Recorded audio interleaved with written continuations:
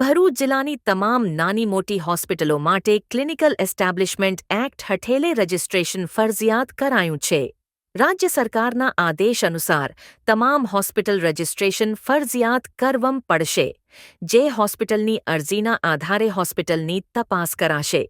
અત્યાર સુધી રાજ્યમાં બોમ્બે નર્સિંગ એક્ટ મુજબ રજિસ્ટ્રેશન થતું હતું, પણ આ કાયદો 4 વર્ષ પહેલા નાબૂદ થયા બાદ ગુજરાતમાં ક્લિનિકલ એસ્ટાબ્લિશમેન્ટ એક્ટ લાગુ કરવામાં આવ્યો હતો, પરંતુ તે અંતર્ગત 50 બેડથી ઉપરની હોસ્પિટલનું જ રજિસ્ટ્રેશન કરાયું હતું.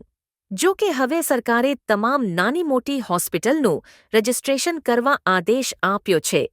આ અંગે ભરૂચ સિવિલ હોસ્પિટલના ઇન્ચાર્જ સિવિલ સર્જન ડોક્ટર અભિનવ શર્માએ જણાવ્યું હતું કે દર્દીઓને ગુણવત્તાયુક્ત આરોગ્યપ્રદ સેવાઓ મળી રહે તે માટે રાજ્ય સરકાર દ્વારા આ નવા નિયમો જાહેર કરવામાં આવ્યા છે, જેમાં તમામ હોસ્પિટલ અને ક્લિનિકના સંચાલકોએ રજિસ્ટ્રેશન કરાવવું ફરજિયાત છે અને આ માટે ઓનલાઈન પોર્ટલ પણ શરૂ કરવામાં આવ્યું છે.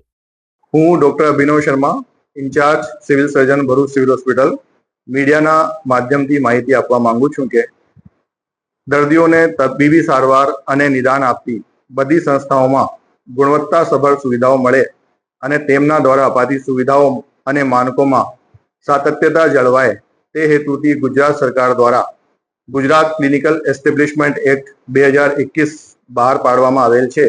તદુપરાંત આ એક્ટ હેઠળ નિયમો પણ બહાર પાડવામાં આવેલા છે.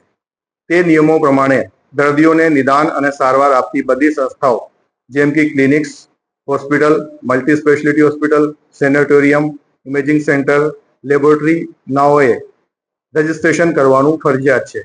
રજિસ્ટ્રેશન ડિસ્ટ્રિક્ટ રજિસ્ટ્રિંગ ઓથોરિટી પાસે કરાવવાનું હોય છે.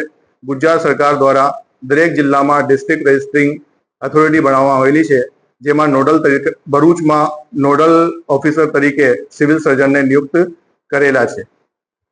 એટલે એમાં બધી પેથીઓના જેમ કે એલોપેથી, આયુર્વેદિક, હોમિયોપેથી, યુનાની ના સારવાર આપતા બધી સંસ્થાઓએ અમારી પાસે રજિસ્ટ્રેશન કરવાનો ફરજિયાત છે. રજિસ્ટ્રેશન માટે ઓનલાઈન પોર્ટલ ચાલુ કરેલું છે, જે ઓનલાઈન પોર્ટલ clinicaleestablishment.gipl.in તરીકે ઓળખાય છે. તે પોર્ટલ ઉપર રજિસ્ટ્રેશન સંબંધી બધી માહિતી છે. રજિસ્ટ્રેશન પ્રોસેસ 2-way પ્રોસેસ છે અને એમાં 2 સ્ટેપ છે. સૌથી પહેલા બધાએ આપણી પ્રાથમિક માહિતી ભરીને પ્રોવિઝનલ રજિસ્ટ્રેશન લેવાનું રહેશે અને એના પછી 1 વર્ષ પછી અથવા તો જે ગાઈડલાઈન પ્રમાણે સુવિધાઓ પૂરી કરીને પરમાનન્ટ રજિસ્ટ્રેશન માટે એપ્લાય કરવાનું રહેશે. પોર્ટલ ઉપર રજિસ્ટ્રેશન માટે બધી વિગતો અવેલેબલ છે. તો પણ કોઈને મૂંઝવણ જણાય તો અમારા ઓફિસમાં કામકાજના આવર્સમાં આવીને સંપર્ક કરી શકાય છે.